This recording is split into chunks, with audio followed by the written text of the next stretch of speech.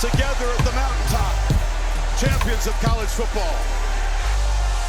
What is going on, everybody? Welcome to we still don't have a full coaching staff edition of the Coach and the Couch Potato, brought to you by the Bar and Baseball and Softball Academy, Cornerstone Home Remodeling. As always, I am Jeremy the Couch Potato. Opposite side of the screen, we got Coach Slate. What is going on, sir? Oh, not much, man. Just another Monday. Back on the grind. School was good. Having some. There's some exciting things going on around football right now. With some local things, and then obviously things at Olentangy. So some good things going on, man. I love the off season. I love being able to talk ball with people. I love being able to pick people's brains. It's just a fun time, man. So everything's good. How's everything with you? It is good. Yeah, like you said, man, exciting times. Like we were talking before we came on, I love talking football, be it college, NFL, high school. Yeah. And this is obviously silly season all around. So yeah, lots of things going on in the world. I still don't know that Mark Pantoni has a contract. That's important to me. That's extremely important. The guys that follow me on Twitter see me ask every day because I feel like one day I'm going to just get a Mark Pantoni answer. Throw me a bone, Mark. Come on. I don't think a lot of people realize how important that dude is to the program. And, so seeing him kind of in limbo, he still does have Ohio State in his bio and stuff. So I think we're straight there still. I don't think it's like a bad blood anything. I think it's just a matter of hammering out details. He is so important to the program. I mean, we make all these offensive and defensive coordinators the highest paid coaches. I wish they would do that for the general manager. I think we don't have the success we've had, since 2012 without that guy.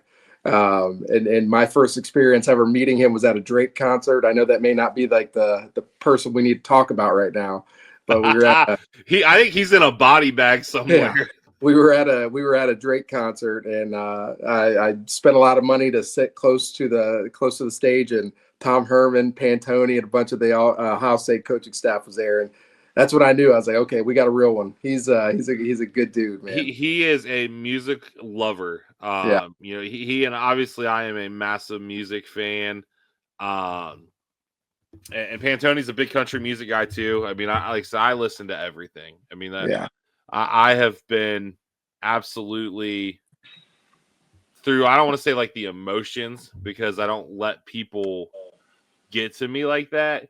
But seeing the conversations about the halftime show last night, like I was talking to our boy Tay Guns last night about it, and I always love talking music with that kid.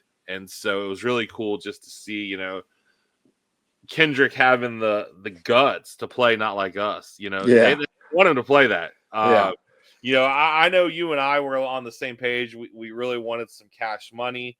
But man, what Kendrick did, the message that he put out there, the production, the artistry. My only knock on Kendrick being the halftime show is that he doesn't have that mainstream library. Yeah, casual to know.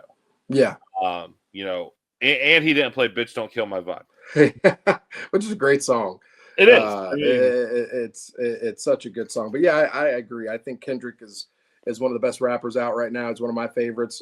But man, it would have been so nostalgic to go down some memory lane with Lil Wayne and the rest of Cash Money and having the Hot Boys out there. Like that would have been fun. But hey, Kendrick is one of the best right now. He's had a great run, had a great album. Obviously his beef with Drake, kind of put him over the edge. So I get it. Yeah, absolutely. I guess we'll hit on the game real quick because it's been a slow Buckeye week. Yeah. What a drubbing. I mean, yeah, man. As guys who follow college football probably a little closer than we do the NFL, when you saw the Eagles over like 2 and 3 years start drafting the entire Georgia defense, you knew good things were going to happen. Yeah. And then you add Cooper DeJean and Mitchell from Toledo, like dogs, dude. That defense is legit. Man, they're so good. That was the most enjoyable part of the game for me, was watching that defensive line get after Pat Mahomes. I thought I thought they played so well, and to have 6 sacks and not to blitz on any of those sacks, I was just like, man, that is a defensive coordinator's dream, right? To be able to just hit home with your front four, and they did such a good job of getting after him. Vic Fangio is one of the OGs, man. We had 2 of the best defensive coordinators of all time going up against each other last night. I know Steve Spagnuolo didn't look like the Chiefs defense was playing well, but he's one of the goats in the game, and so isn't Vic Fangio. And so to see Fangio really dialing some stuff up, man, that was so much fun to watch. And then to see Cooper DeJean get that pick six. Listen, I've seen some of the funniest things on Twitter around Cooper DeJean. They were talking about Jackie Robinson breaking the color barrier, and they said tonight Cooper DeJean broke the color barrier for white DBs. I was like, not a safety. Gosh, yeah. I was like, my God, man. I saw somebody say that Dustin Fox will be doing his box jumps with a little more, mustard in them today. Yeah. It was his birthday as well. But, to tie that to Ohio State, we talked last week that there was a lot of smoke about, Joe Cullen being the guy. Doesn't sound like that's the move. More smoke coming out tonight about another name.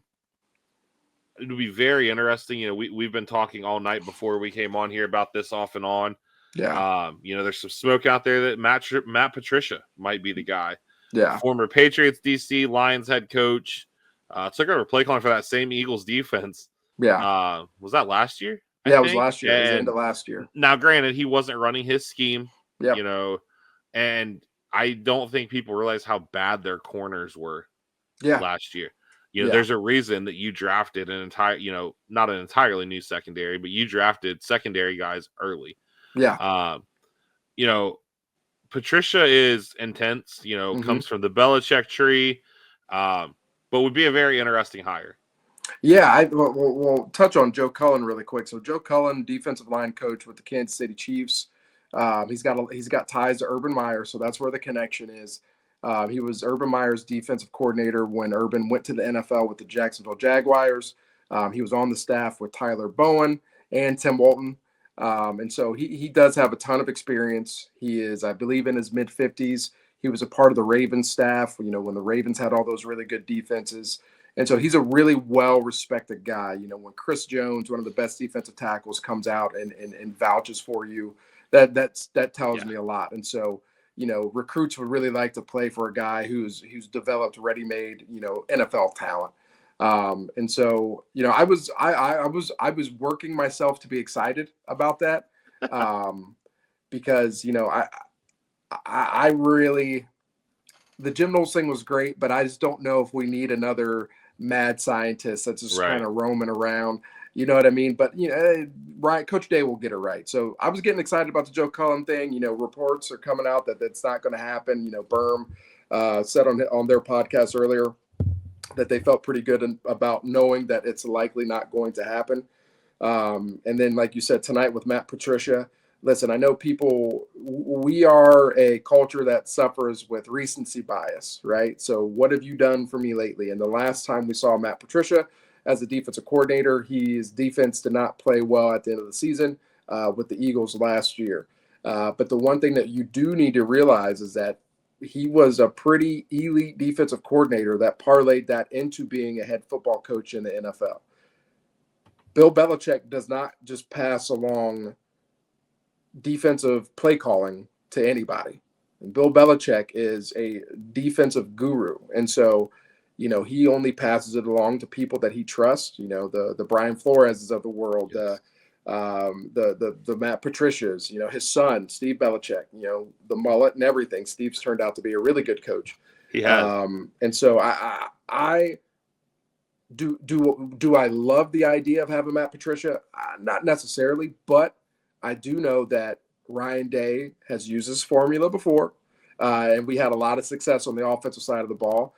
And I think it's okay if Ohio State becomes the place where, you rehabilitate coaches' careers. It's okay if Ryan Day takes over that Nick Saban role and brings in these guys who are, fired head coaches, and he brings them in, he helps lift them back up, and next thing you know, they're parlaying that into a big job. Like, if that's who we become, that's fine. I think the defense will be in good hands if Matt Patricia was the coordinator. I do wish we would go in another direction, but hey, I get it. He's got a lot of experience, and he's done it at the high level. He's got 3 Super Bowl rings. So, exactly. I mean, you can't really deny what he's done in the NFL. Yeah, absolutely. And, I think you hit on it. There's not a Nick Saban in college football now. So you don't have that, school for rehabilitated coaches that failed or got DUI. Look at Sarkisian. Yeah. Went through hell at USC, goes to work under Saban, and now has one of the top 3 teams in the country. Yeah. It works. And I think a lot of people are looking at Ryan Day as that new Nick Saban. Yeah. Yes, Kirby still has, the titles, more titles. But Kirby's not exactly a people person. And I don't feel like you could actually you can't really label Kirby or Ryan as a program builder per se. Yeah. But when you look at the adversity that, the Ohio State fan base has created, basically, Georgia, obviously we don't live in the South, so we don't know. But, the South is basically split between Tennessee, Georgia, and Alabama. Yeah. So it's not, I don't want to say they're not on the level of the Ohio State fans, because that's not fair to those fan bases, because those are all very good fan bases. Mm-hmm. But I think those programs suffer from success bias. Yeah. Those fans only care when their programs are good. Yeah. Ohio State fans, if you're not good, you better get good. So yeah, I think that Day could be that guy. Yeah. Obviously the big red flag out there is you hear that Patricia's a jerk, basically. Yeah. Darius Slay, who is looked at as one of the nicest guys in the league, wanted away from him. Yeah. But I think, as we've said, you have to trust Ryan Day. Yeah. If there's a culture concern, I don't think he'll be the hire. Yeah. No, I agree with that. I think Coach Day has earned the right to, have our trust in him. People said the same thing about Bill O'Brien, right? Bill O'Brien was not a nice guy, and he was very abrasive, and you worry about how that's going to mesh with Coach Day's personality and with the personality of the team. And I can understand why people will be concerned about that with Coach Patricia. The last thing you want is to have a culture killer come into the building. And that is something that you have to weigh. And I think Coach Day, especially now that he's got this raise, he's got a national championship, he wants number 2. I think he's going to do his due diligence and thoroughly vet any candidate that we have that comes through those doors. And I don't think, I listened to Matt Patricia today for a little bit after you text me that name. I listened to him on Julian Edelman's podcast. This is a guy, he's a very big, heavyset guy. He's lost a ton of weight. You can tell he's trying to take better care of himself. And to hear him talk, like he is a football nerd. I mean, he vividly remembered certain plays from that, Falcons Super Bowl where they were down 20-3. Like he went into detail about the small nuances of different things that they called, and talking to Dante Hightower, and all these different things that he did. And I'm just like, man, that's really impressive. The one thing I do like about Coach Patricia, and we don't know him, he could be a complete jerk. Obviously, NFL players said they didn't want to be around him. The one thing I do love about him, though, is that you don't find many coaches, whether you had a lot of success or not, that are defensive coordinators and then can turn around and be the offensive coordinator as well. That's crazy. In 2022, he was the offensive coordinator for the Patriots. Now, they did not have a very successful offense, but the fact that there was enough belief in him that he could be the offensive coordinator just tells me that this dude is a football junkie. And I think, that is the type of guy that Ryan Day wants. If I'm going to hire a guy that's not going to necessarily be a recruiter, then I want a guy that's obsessive over this thing, right? So they're going to really dive deep into the game plans and really go through every situation possible leading up to the game. And so I think Patricia fits that bill. Again, like I said, would he be my first pick? No, he would not be. But we'll see where it goes. There are some other NFL coaches out there too that I think Ryan Day will likely get a hold of. And we don't know. I don't have any sources, but with Bobby Carpenter saying that there might be a big splash, I would like that big splash to be Brandon Staley. The former Chargers head coach, Rams defensive coordinator. I know he interviewed with the Saints for the defensive coordinator job. He's an Ohio guy. He's a very multiple front driven, innovative, blitzer, all these different things that you really want in a coach. And he's well respected amongst the league. I just think that would be a guy that we should definitely reach out to, especially if we're going to go after Matt Patricia. Brandon Staley, how much money do you want? Let's come back to Ohio. And we'll have you coaching one of the best defenses in the country, and then you'll parlay that into being a head coach again. So, we'll see what happens. So you said 2022 he was the OC? Yes. Patricia also served as the Patriots offensive play caller in 2022. So let's look at this amazing roster of offensive talent that he had to work with. Quarterback, Mac Jones, Damian Harris, Jacoby Myers, who's okay. Yeah. Devontae Parker, Hunter Henry. Those were your top skill guys.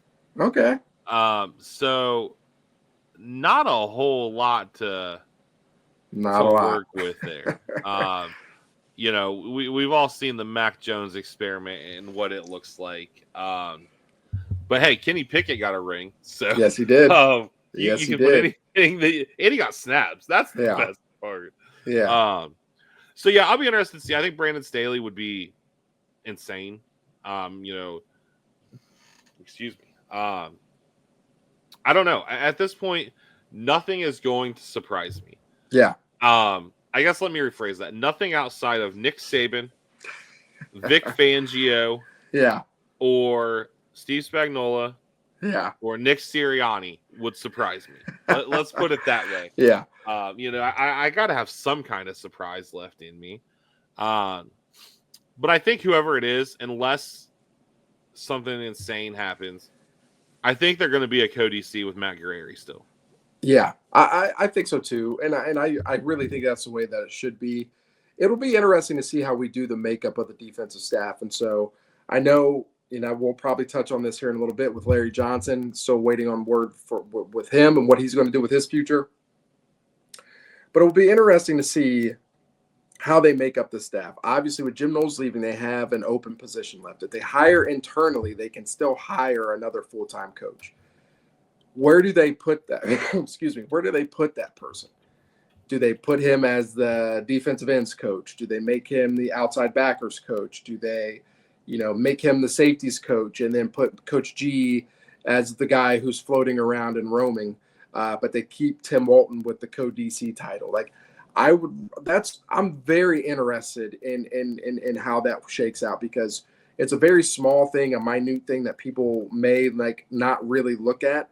But I think for continuity's sake and for, preparing yourself for a life without Larry Johnson, you really need to think through how you're going to make up this staff, because it is vital. You're going to have guys that are going to be here for a couple of years. And so you really want to make sure that you're preparing yourself for the day that Larry Johnson does leave. And so that's what I'm most interested to see. Who do they hire and where do they place them when it comes to position? Yeah, I agree wholeheartedly. It's one of those. So we'll just get to Larry.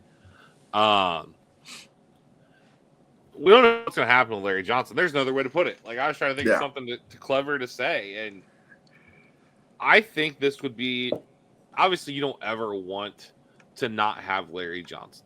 As long as Larry Johnson wants to coach, Larry Johnson has a job. But this could open major doors for this program to get younger again on the defensive side of the ball. Obviously, like we've said multiple times, if Larry Johnson leaves, Randall Joyner, name your number. Yeah. There are a few other guys out there who could fall into that category, but I think if Larry decides he wants to continue coaching, that's great. I don't have an issue with it, but that does open up another door of where do you place these guys that come in? Because right now your defense is covered.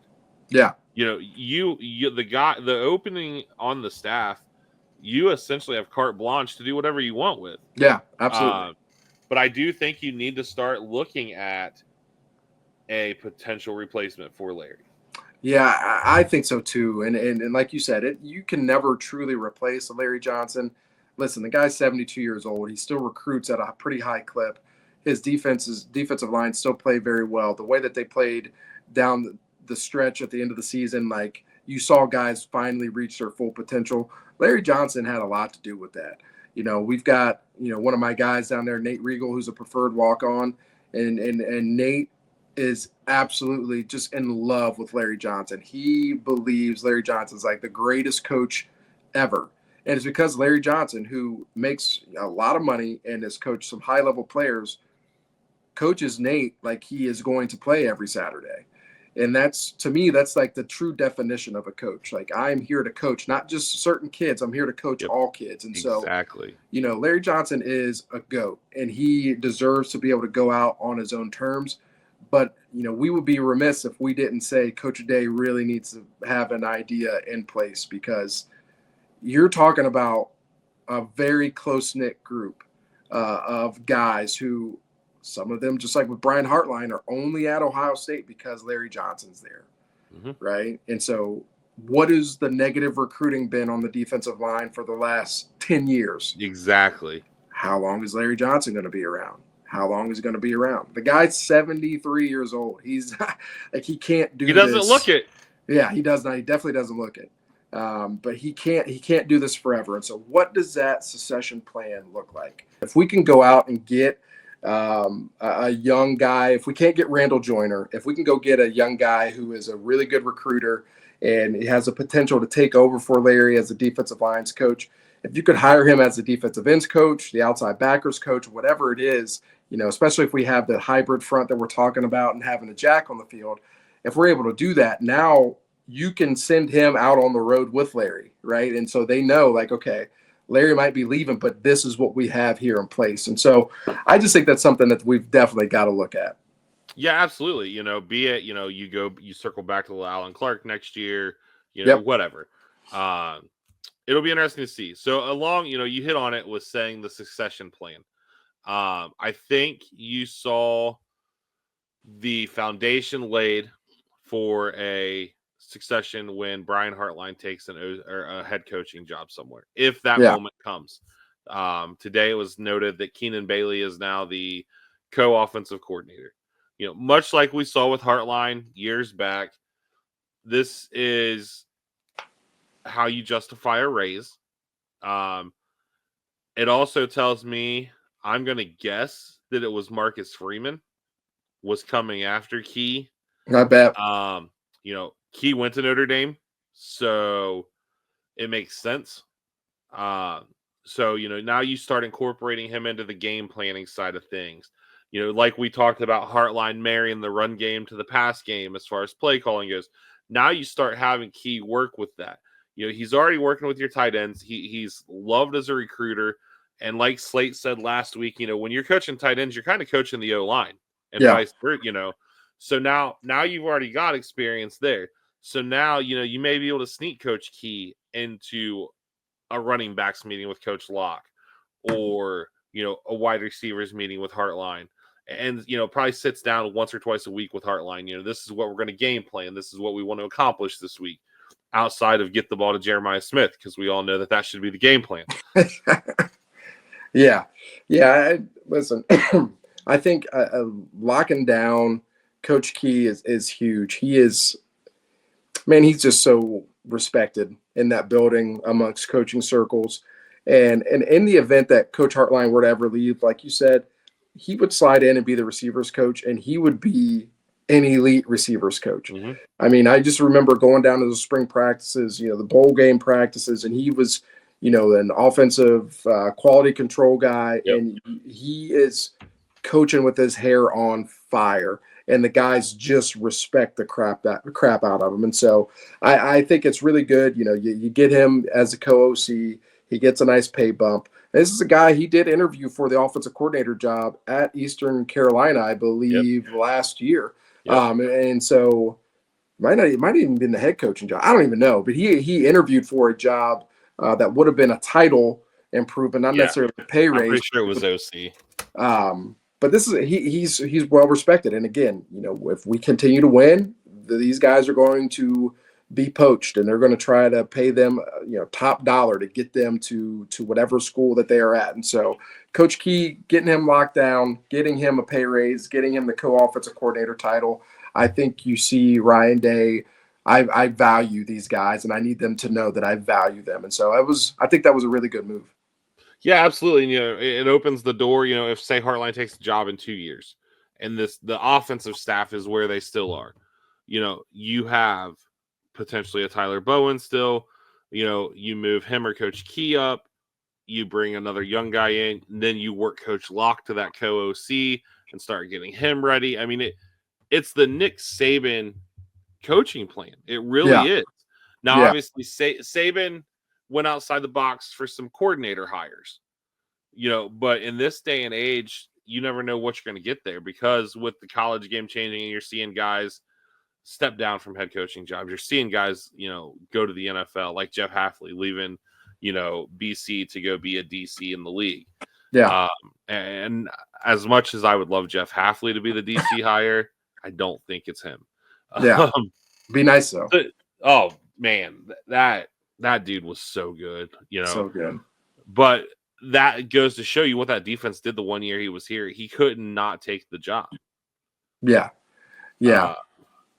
Yeah. I mean, so I don't know. We'll see. Coaching staff wise, there's still some moving parts, and we saw it with Coach Benedict Drayton, or not Drayton, Alford last year. There's a time, you could see dudes leaving spring ball. Yeah. Speaking of spring ball, we'll go ahead and pivot to that. Doesn't sound like OSU's going to have a spring game. Yeah. They're going to do a spring showcase, which I think is going to be the norm for multiple reasons. I think with NIL, you don't want guys getting hurt. Yeah. We've seen guys get hurt in the Ohio State spring game. Yeah. I think you are worried about seeing, a guy like, let's say Mylan Graham, comes out, eats, and somebody's like, hey, why don't you enter the spring portal? Yeah. Nebraska already said we're not having a spring game because we don't want our guys poached. Yeah. So that'll be interesting to see. I mean, I don't think it really, the last 5 years, ever since Urban, really, the spring game hasn't been the spring game, and that's fine. Think about what the spring game would have done for Bam Childress. I know. Like, he would have got paid. He would have got paid. Spring game goat, Bam Childress. Being a college athlete, playing, I hated the spring game. I did not enjoy playing in the spring game. I enjoyed spring practice. It was an opportunity to get a ton of reps and really get coached up, especially if you had a new coaching staff, if you got a new coordinator, different things like that. Like you're getting really good footing on what you're going to be going over in the summer. The spring game itself, it's cool, it's fun, but you never really play at full speed. And especially now, like you said, under Coach Meyer, you see the tackling taken out of it. Like, it's truly not a game anymore. Your practices in the fall are going to be much more physical, in fall camp than they are in the spring. And so I think you can get just as good of work in spring practice with, getting after it 1 day a week or whatever they decide to do, and then having, a simulated scrimmage, that is not necessarily open to the public, and that it's something that the coaches are still able to sit there and evaluate. I think that's important. And like you said, with NIL, if these kids go out and ball out and they do their thing, like you said, okay, hey, I saw you did this against, your number one defense. Well, here's an extra $250,000 if you enter the portal. You know what I mean? And so that's one of the things that I get. And listen, like you said, these guys are making millions of dollars now. The spring game, get it out of here. It's okay. It will still be a great time to go to the shoe for the spring showcase or whatever they're going to do. But yeah, man, I get it. And you got to keep these guys healthy by any means necessary. Yes, 100%. I can't even think of what I was going to go to. Yeah, spring game wise, it'll still be a cool chance, get your family into the shoe, that type of thing. Yeah.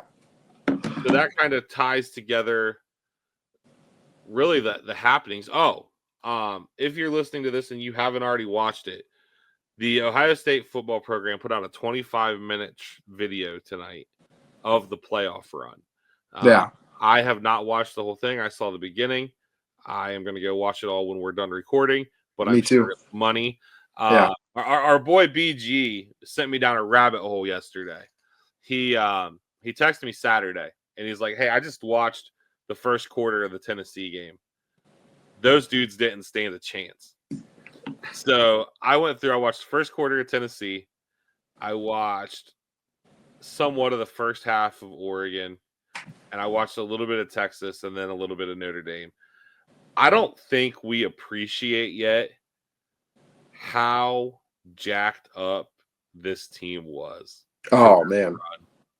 I've gone back and I've watched, obviously we have access to the all 22. I've watched each game probably 6 or 7 times.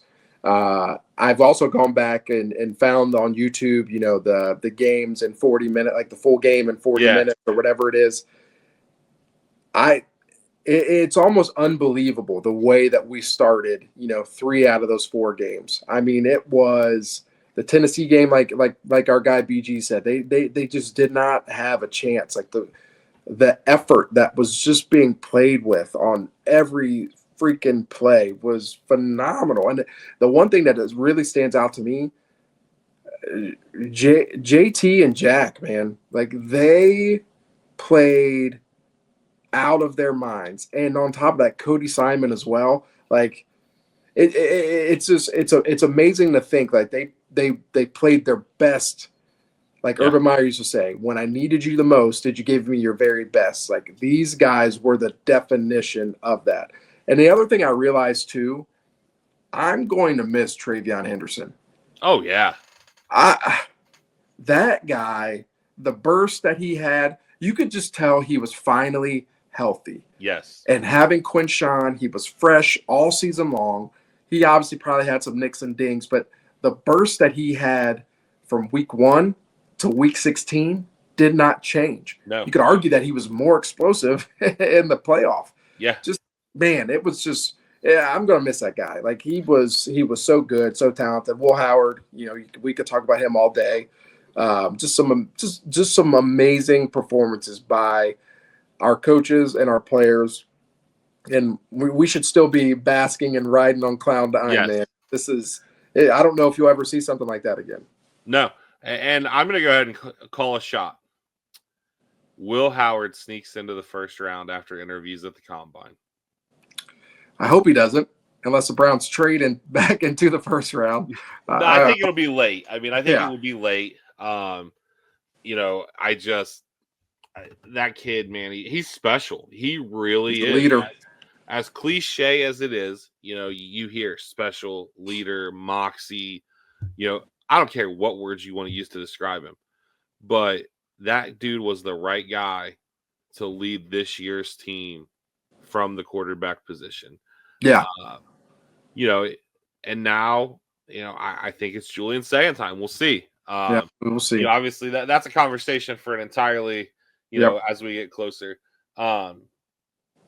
One of the things that we saw a lot of people do this week on, the guys that actually are established, the true beat. 11 Warriors did one. Everybody's taking a look at the 2025 class and who will contribute right away. I think we'll wait and do that next week because obviously, we weren't ready for that. But I think that is something that I think a lot of people will be excited to hear. Spoiler alert, Devin Sanchez, 100% will be one of the names that I throw out there. Yeah, he's pretty good. Quickly becoming my favorite kid in this class, man. Yeah, he's pretty. He knows he's good, and he backs it up. Yeah. Yeah, he's very talented. I'm excited for him, man. I think he's one of those guys very similar to J.J. Smith. It's going to be hard for you to keep him off the field. I do think guys like Aaron Scott, will still be able to find the field. Oh, yeah. I do think, with the prolonged season potentially, that if we're able to make another run at this thing, you're going to see 3 and 4 corners rotated in, and that's okay. That is okay if you're able to keep guys fresh. For the end of the season, like that is okay. And so I'm excited to see Devin Sanchez, guy. I'm really excited about. Like you said, we'll get more in depth into this next week. But Fahim Delane, I am extremely excited to see that kid get on campus. Slept on. Yeah, and I think he's going to play very early, and I think he's got potential to be a freshman starter for us if he comes in ready to go, ready to work, weight room wise, all those good things. I think he's that talented. Yeah, absolutely, and there's a position there for that. So yeah, we will we'll dive into that next week. We wanted to use this episode to kind of decompress. It was a quiet week for the Buckeyes. Super Bowl, Daytona 500 this Sunday. Yeah. We're sports fans, you can consider NASCAR not a sport, but those dudes put their bodies through hell. So we'll leave that one there though. To throw out some more memorabilia world stuff, because it's a busy time for that. 4 guys in North Olmsted this weekend. I actually mistakenly said they would be there this weekend. Kaz Merrick, Cody Simon, Seth McLaughlin, and who am I forgetting? Arvell Reese. Nice. So yeah, you got those guys. Weather kind of hampered the signing this weekend. It sounds like my boy was there and said that he had about 2 inches of ice on his car when he left. But he got to hang out with Jack, and Jack Sawyer is as awesome as we all think he is. I will just say that from the stories I was told. I got my Captain Jack piece done. Can't wait to get it. It is fire. So yeah, keep your ears tuned though. There's going to definitely be some more stuff on that front. Shout out to our guy Thomas Moore. Yeah, man. We haven't, hustled you guys for, recommendations, reviews, likes, subscriptions, that kind of stuff. And he wrote a review. And, it makes us remember why we do part of why we do this. The other part is because we just like to talk sports. Yeah. But, I've met more people in the last year through this. I met Thomas in person, had no idea who he was at first. Yeah. But he knew who I was. So that was cool. I talked to your guy, Corey Rice, a lot now. Corey's a great guy, man. Yeah. Just had a baby. Shout out to our guy, congrats. So it's really cool. It kind of brings our worlds even more intertwined. We've always known a lot of the same people, but to bring that, I've got dudes that I work with that followed Olentangy football this year. Yeah. Because they knew that's Coach Slate's squad. Yeah. So shout out to everybody. I know we say that a lot, but we're never not going to give you guys that are supporting us in this props. So seriously, if you make it this far in this week's episode, I want you to shoot one of us a text message and tell us something you want us to talk about. There we go. During this off season. That's your challenge. Yeah. And speaking of that, I don't remember where it was. We got a question this week. Okay. And it was for you specifically. Okay. So let me see if I can find that real quick. And also shout out to our guy Carson again. Yeah, dude. These graphics this dude's coming up with, man. Here we go. Question for Slate from the in-house closet Buckeye / Miami Hurricane fan. My cousin. Your cousin, our guy who loves food, by the way, because that's how this originally started. Yeah. Is when I posted that we would not be recording yesterday because of the second most important football championship. He asked what was on the menu. What was on your menu last night? Man, all right. So we went up to my parents' house. My parents are on this keto thing, and so they really can't, eat a lot. But my mom was like, you know what? I'm going to make these lemon pepper wings. She made some hamburgers, French fries. We bashed. Like it was great, man. So yeah, that's what we had. I'm a little hurt that I didn't get the invite, but man, I will say Sabrina's pizza slapped though. There we go. National Pizza Day, had to do it homemade. Yeah. So Brandon's question for you, because he knows my answer. Okay. Now that you've seen 3 Buckeye national championships in your lifetime, yeah, would you rather see the Browns win a Super Bowl or Ohio State win another Natty? You can only choose one because I know Jeremy's answer. Yeah. Honestly, I'm a diehard Buckeye. I'm a much bigger Buckeye fan than I am a Browns fan, but I consider myself a pretty diehard Browns fan too. My dad is 71 years old. And the reason why I love football so much is because of his love for the Cleveland Browns. And so I would literally give up, a digit or two for the Browns to go get a Super Bowl ring in my dad's lifetime. That I would take that over a Buckeye national championship any day of the week, because I just know Grandma Slater, Pete Slater, that would just mean so much to them. And it's the reason why, I became such a football junkie, man. Eric Metcalf was the greatest player of all time to me. And to see that, and to see my dad yelling at the TV, on Sundays when we sucked, to see the heartbreak when Cleveland left, like, and Art Modell became this enemy. Like, yeah. Those are moments in my life that I vividly remember. And so I would just love to see the Browns get over the hump in my dad's lifetime. That would be great. So I would take the Browns Super Bowl over a Buckeye national championship. Fair enough. Yeah. So, okay, well, let's close on a Browns topic. Let's pivot. The elephant in Cleveland, Myles Garrett. Yeah. Obviously, your cousin Brandon, huge Browns fan.